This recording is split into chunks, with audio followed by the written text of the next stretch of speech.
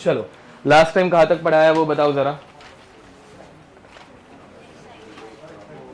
Excitation तक हो गया, मतलब आयनाइजेशन भी हो गया। नहीं आयनाइजेशन क्या, वो तो कब का हो गया ना आयनाइजेशन। आयनाइजेशन एनर्जी हो गई रहेगी। ओके, और बॉन्ड एनर्जी वो सब भी हो गया रहेगा, मतलब बहुत कुछ हो गया लगता है।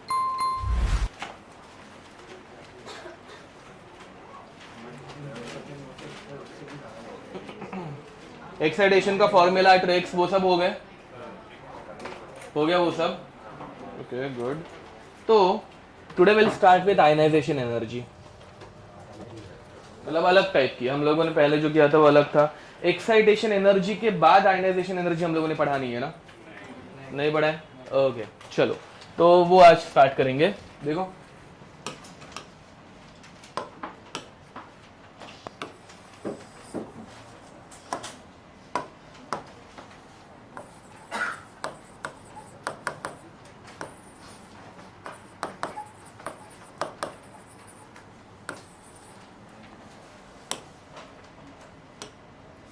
ओके, हेडिंग लिखेंगे आयनाइजेशन एनर्जी।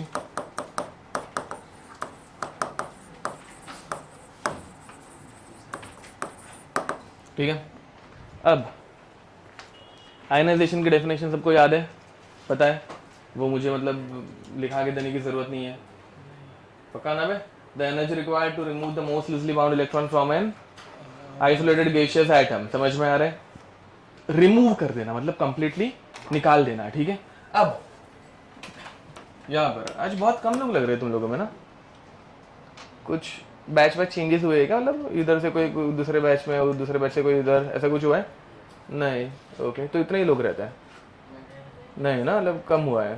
ओके चलो, तो देखो एटम कैसे रहता है भाई, ये nucleus, first shell, second shell, third shell, fourth shell, dot dot dot dot, कहाँ तक एंड होता है? इन्फिनिटी, बराबर। तो this is n is equal to infinity, this is n is equal to 1, then 2, 3, 4, फिर 5, 6, 7 ऐसे कंटिन्यूसली रहते हैं एंड फिर इन्फिनिट पे जाते हैं, समझ में आ रहा है। Okay, now we have a electron in which shell? First shell. इसको और एक नाम रहता है फर्स्ट शेल को, क्या नाम रहता है? Ground state. क्या बोलते हैं इसको? Ground state. ग्राउंड स्टेट से अगर सेकंड शेल में गया, मतलब फर्स्ट एक्साइटेड स्टेट में गया, तो बोलते हैं फर्स्ट एक्साइटेशन। ग्राउंड स्टेट से अगर 3 में गया तो क्या बोलने का? Second excitation. ग्राउंड से अगर फोर्थ में गया तो थर्ड एक्साइटेशन। ग्राउंड से अगर इंफिनिटी पे गया तो n-1, ओके, इंफिनिटी -1 एक्साइटेशन, या फिर इंफिनिटी पे लेके जाना मतलब एकदम बहुत दूर लेके जाना, एटम से कंप्लीटली बाहर लेकर जाना, समझ में आ रहा है। एंड एटम से इलेक्ट्रॉन अगर कंप्लीटली बाहर निकल रहा है तो उसे और एक नाम रहता है, हाँ, आयनाइजेशन। उसे क्या बोलता है? अरे ना बराबर ना, अभी डेफिनेशन याद दिलाई थी, energy required to remove the most loosely bound electron, समझ में आ रहा है। रिमूव करना मतलब to take it at infinity, समझ में आ रहा है। सो इस एनर्जी को हम लोग बोलते हैं आयनाइजेशन एनर्जी। मैं क्या बोल रहा हूँ, समझ में आ रहा है पक्का? So this energy is called as ionisation energy, ionisation energy, ठीक है। अब आयनाइजेशन एनर्जी, इसका फॉर्मूला देखो भाई, हम लोग यहाँ पे फॉर्मूला यूज करने वाले, delta E is equal to E2 minus E1। Last time की थोड़ी सी वापस रिवीजन दे रहा हूँ, ठीक है। एक्साइटेशन क्या होता है, दो एनर्जी के बीच का गैप रहता है, बराबर। तो higher energy minus lower energy, where 2 is higher shell, 1 is lower shell. Okay, what is the formula of energy of electron in nth orbit? Minus 13.6 into z square by n square, समझ में आ रहा है। For E2 will write n2 square, where n2 is higher shell, not second shell, समझ में आ रहा है। minus 13.6 into z square minus n1 का square, where n1 is what? Lower shell. First shell नहीं रहता, ये लोअर शेल रहता है, समझ में आ रहा है, मतलब छोटे नंबर का शेल। ओके, अब यहाँ पे minus minus will become plus, final formula becomes minus नहीं, plus 13.6 into z square into minus minus plus बन के ये पहले आ जाएगा, तो 1 माइनस 1 अपॉन n1 का स्क्वायर माइनस 1 अपॉन, ये याद है किसी को? इसके बाद में हम लोगों ने ट्रिक भी बनाई थी, ठीक है। वो अभी हम लोगों को याद करने की जरूरत वैसे तो है नहीं, बट फिर भी एक बार लिखा के दे देता हूँ। तो इसकी ट्रिक क्या थी? 1 + 1 + 1 + 1 + 1 + 1 + 1 + 1 + 1 + 1 + 1 + 1 + 1 + 1 + 1 + 1 + 1 + 1 + 1 इसकी ट्रिक थी delta E is equal to energy of hydrogen in second shell minus energy of hydrogen in first shell into z²। यार ये ट्रिक थी, कोई तो कुछ तो बोल रहा है, बोलो। नहीं मतलब इसमें कुछ तो डाउट है क्या? ओके हाँ, तो ये हमारी दूसरी ट्रिक थी, इससे आंसर और इजीली आ जाता है। ठीक है, अब हम लोगों को आयनाइजेशन एनर्जी निकालना है। Now for ionisation energy what is the value of N1? What is the value of N1? Ionisation, ये देखो भाई, N1 is what? Lower shell, समझ में आ रहा है? So in ionization which one is my lower shell, infinity और 1, समझ में आ रहा है? What is the value of N2, higher shell? अरे it is jumping from 1 to infinity ना बे, so N1 will become 1 and N2 will become infinity. जो गैप है वो मतलब पता है ना, याद आ रहा है क्या बे? किधर से मतलब जहां से वो जंप मार रहे हैं वो छोटा शेल, जहां पे जा रहे हैं वो बड़ा शेल। ओके, तो N1 इज 1, N2 इज, समझ में आ रहा है? Putting this values in delta is equation. ठीक है, अब देखो भाई, अगर इलेक्ट्रॉन इन्फिनिटी तक जा रहा है तो डेल्टा ई को हम लोग क्या बोलते हैं? Ionisation energy. Ionisation energy becomes, homework हो गया क्या भाई? Into z² into 1 upon N1 का स्क्वायर, N1 इज 1 स्क्वायर, समझ में आ रहा है? Which is 1 minus 1 upon infinity square, infinity square becomes infinity, पता है ना? 1 अपॉन इन्फिनिटी 0 0 रहता है, पता ही है तुम लोगों को, सबको पता है पक्का?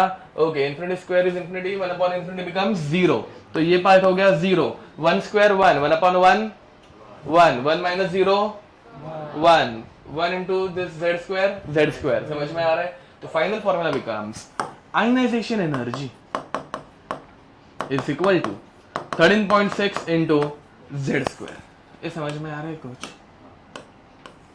ठीक है, लिख दो। देखो ये मतलब डेरिवेशन तो इतनी ही है, ये लास्ट टाइम डेराइव किया हुआ फॉर्मूला मतलब। ठीक है, जूम आउट करने की जरूरत है। इसमें सिर्फ 4 ही क्वेश्चन आ सकते हैं। ठीक है, question is find ionisation energy of hydrogen atom He+ ion Li2+ ion Be3+ ion. ठीक है, ये ऐसे आयन्स क्यों यूज कर रहे हैं हम लोग? लास्ट टाइम रीजन बताया था। हाँ, bourse theory is applicable for only 1 electron system. ठीक है, तो 2 इलेक्ट्रॉन हो जाएंगे तो हम लोग इसको अप्लाई नहीं कर पाते, इन सब में एक ही इलेक्ट्रॉन है। चलो, तो ये 4 ही क्वेश्चन आ सकते हैं और कुछ नहीं। हाइपोथेटिकली वो मतलब बोरॉन +4, कार्बन +5 ऐसे कुछ भी दे सकते हैं। किधर कौन सा फॉर्मूला अप्लाई कर रहे हो बेटा? उतना नहीं करना है, वो अभी जो फॉर्मूला किया है ना 13.6 इंटू z², वो अप्लाई करना है, वहाँ पे z की वैल्यूज पुट करनी है। आयनाइजेशन एनर्जी का वो फॉर्मूला है, अभी जस्ट पढ़ा है ना, उसके ऊपर ही क्वेश्चंस कर रहे हैं। ए तुम लोग, हो रहा है ना? ओके, क्या? इलेक्ट्रॉन वोल्ट यूनिट हो गया सबका सॉल्व? चलो, कुछ कैलकुलेशन बाकी रहेंगे तो घर पे जाके कर लेना। चलो, मैं मुझे इनके आंसर से बता दो, मतलब जिन लोगों को बाद में कैलकुलेट करना होगा वो कर पाएंगे इजीली। पहले वाले को डायरेक्ट 13.6 आएगा इलेक्ट्रॉन वोल्ट, दूसरे वाले का 54.4 इलेक्ट्रॉन वोल्ट, तीसरे वाले का आता है 122.4 इलेक्ट्रॉन वोल्ट, लास्ट वाले का 217.6 इलेक्ट्रॉन वोल्ट। ठीक है, दीज आर द आंसर्स। तुम लोगों को सिर्फ z की वैल्यूज पुट करनी है। हाइड्रोजन का एटॉमिक नंबर 1, देन 2 3 4। ठीक है, खत्म, इधर तक कोई दिक्कत? Now we are going to start with hydrogen spectrum. ये रदरफोर्ड के थियरी की लिमिटेशन थी। ठीक है, वो अभी हम लोग सीखने वाले हैं। हेडिंग लिखेंगे hydrogen spectrum.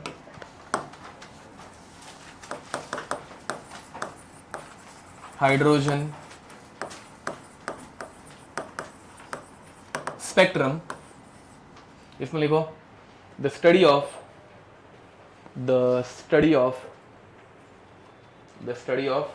emission and absorption, the study of emission and absorption. Spectra, the study of emission and absorption spectra of hydrogen is called as hydrogen spectrum. Is called as hydrogen spectrum. ठीक है? Okay. अब spectrum रहता क्या है वो भी हम लोग एक एक करके देखने वाले हैं. Spectra of hydrogen. ठीक है, हेडिंग लिखेंगे स्पेक्ट्रम. इसमें दो कैटेगरीज रहती है स्पेक्ट्रम. पहले based on nature and based on origin. Based on nature, based on nature and based on origin. ठीक है. ये हाँ भाई दबा ये वाला पार्ट जो है वो तुम लोगों को कोई पूछने वाला है नहीं. मतलब अभी हम लोग जो कैटेगराइजेशन एंड ऑल कर रहे हैं ना वो कोई पूछेगा नहीं. इसके बाद जो हम लोग पढ़ेंगे वो पूछेंगे. हाइड्रोजन के बारे में ही सारा क्वेश्चन आएंगे. ठीक है, एंड हाइड्रोजन लाइक एटम्स के. अब based on nature hydrogen spectrum can be continuous. मतलब spectrum can be, hydrogen spectrum नहीं, स्पेक्ट्रम कैन बी कंटिन्यूअस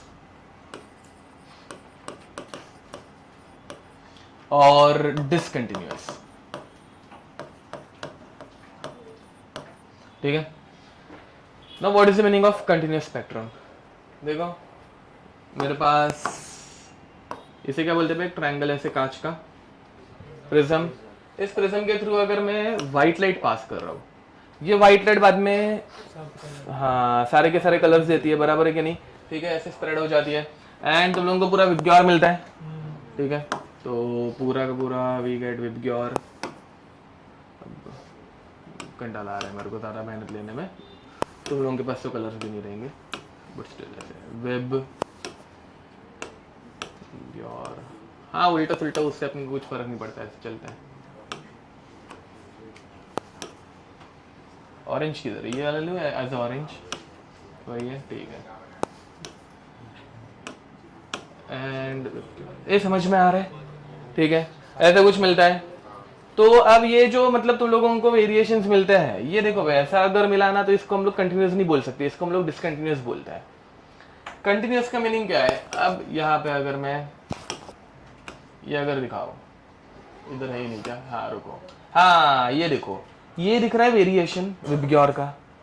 ये पूरा जो वेरिएशन है ये कंटिन्यूअस है या डिसकंटिन्यूअस है ना. मतलब सारे कलर्स जैसे एकदम आराम से चेंज होते जा रहे हैं. इसे बोलते हैं कंटिन्यूअस स्पेक्ट्रम. समझ पा रहे हो. एंड उसी बदले अभी जो मैंने बनाया है मतलब दिखाने के लिए तो ऐसे ही दिखा पाएंगे.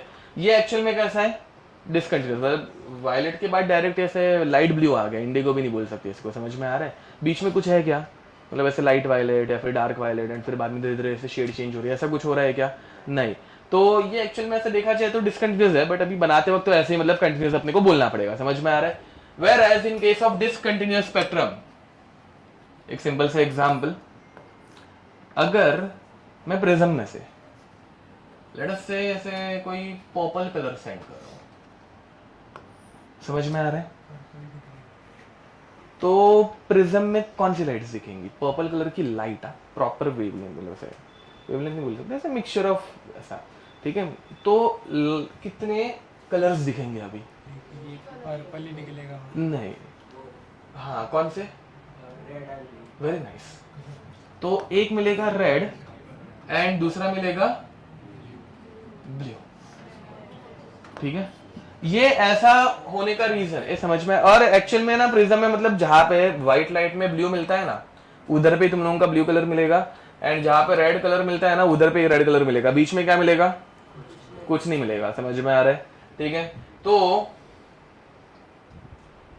इसे हम लोग बोलते हैं कौन सा स्पेक्ट्रम, डिसकंटिन्यूअस. समझ में आ रहा है. कंटिन्यूअस में सारे के सारे कलर्स रहते हैं. डिसकंटिन्यूअस में एक दो या फिर तीन चार कितने भी हो सकते हैं बट कंटिन्यूअस नहीं रहते. समझ में आ रहा है. ओके, अब डिसकंटिन्यूअस स्पेक्ट्रम जो है ना वो दो टाइप का रहता है. एक रहता है line spectrum, line spectrum, and दूसरा रहता है बैंड स्पेक्ट्रम. ठीक है, line spectrum red line blue line खत्म. समझ में आ रहा है. बैंड स्पेक्ट्रम ऐसे एक patch of red line light, ठीक है, and second a patch of blue line, ठीक है, बहुत बड़ा हो गया patch.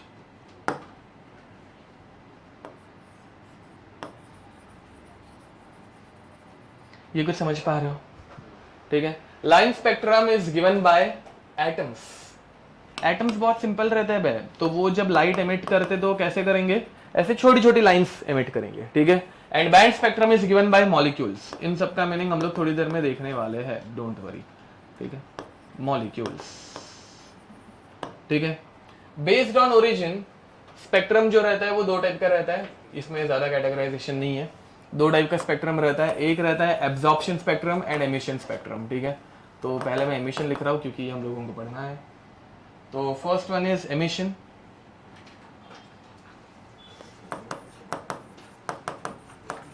Emission spectrum, and second one is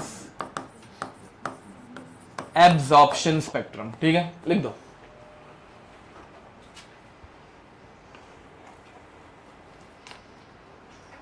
ये स्पेक्ट्रम का कैटेगराइजेशन है। हाइड्रोजन के बारे में अभी हम लोग पढ़ना स्टार्ट करेंगे।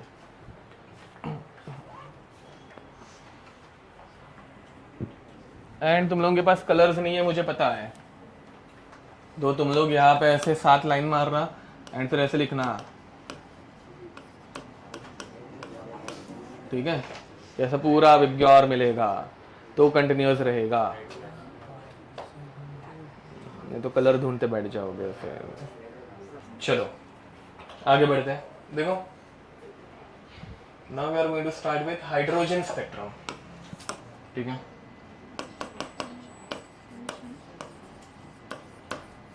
हाइड्रोजन स्पेक्ट्रम, ध्यान देंगे। अब फिर लोगों ने क्या किया, एक ऐसे ट्यूब ली, यार ये ट्यूब, ठीक है। पहले इस ट्यूब में बहुत कम गैस थी, याद आ रहा है कुछ। अब इस ट्यूब में नॉर्मल गैस, बट सिर्फ एक ही गैस, एयर नहीं, मिक्सचर ऑफ गैसेस रहती है ना, एयर। तो अभी एक ही कोई सिंगल गैस रखी। फॉर एग्जांपल यहाँ पे इस ट्यूब में मैंने भर दिया हाइड्रोजन, क्या भरा, समझ पा रहे हो।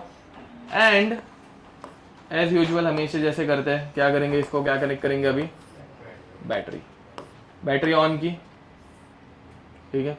यहाँ पे अंदर की तरफ कौन सी गैस है, हाइड्रोजन गैस, ओके। यहाँ पे अंदर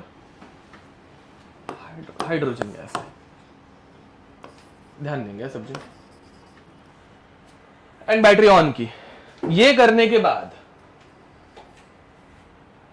ट्यूब में से ग्लो निकला।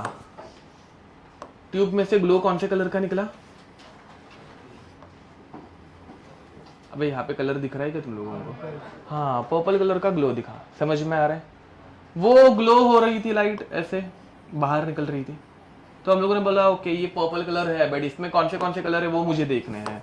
तो हम लोगों ने इस लाइट के सामने क्या रखा, फिर प्रिज्म में से 3 कलर निकले। कितने कलर निकले, ये कौन सा कलर निकला, ये कौन सा कलर निकला, लाइट ब्लू, और ये कौन सा कलर निकला, समझ में आ रहा है, ये 3 कलर निकले।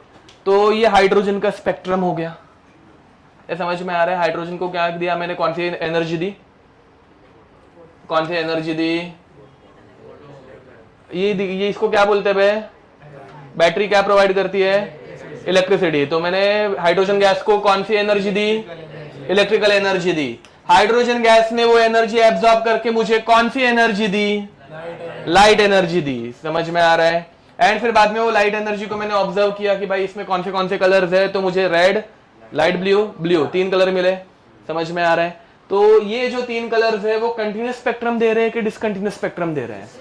तो hydrogen spectrum is a continuous spectrum और डिसकंटिन्यूअस स्पेक्ट्रम, समझ में आ रहा है पक्का। अब ऐसा क्यों हुआ वो समझते हैं, ध्यान देंगे सब जन। यहाँ पे हाइड्रोजन के अंदर एक बीच में प्रोटॉन, उसके बाद ये क्या है, कौन सा शेल, फर्स्ट शेल के बाद ये थर्ड, फोर्थ, फिर बाद में डॉट डॉट डॉट, कितने रहते हैं मैक्सिमम, इन्फिनिटी, समझ में आ रहा है। अब यहाँ पर हाइड्रोजन के पास कितने इलेक्ट्रॉन रहते हैं?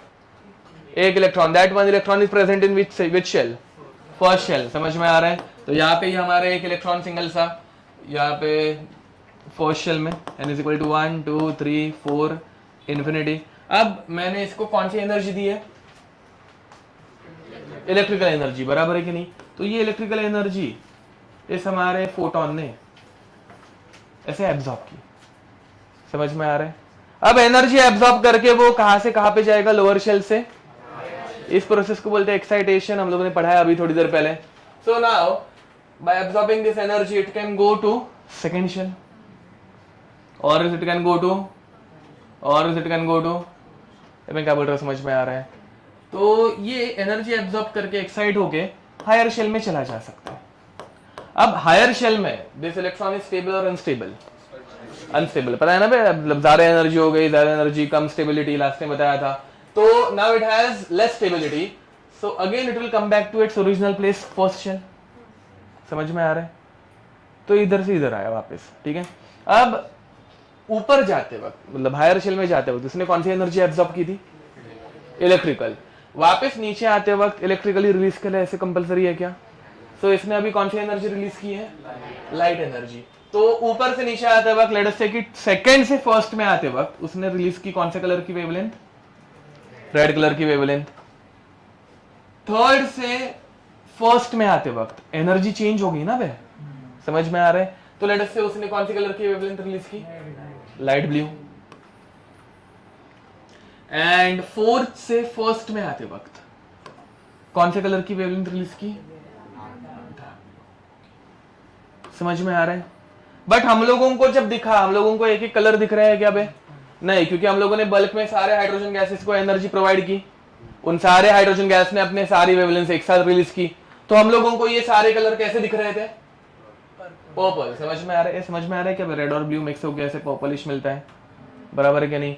तो अभी ये जो है ये पर्पल कलर अपने को मतलब डिसइंटीग्रेट कर रहा था ना, मतलब कि भाई क्या क्या है वो पता चलना चाहिए। समझ में आ रहा है? तो हम लोगों ने इस पर्पल कलर के सामने क्या रख दिया?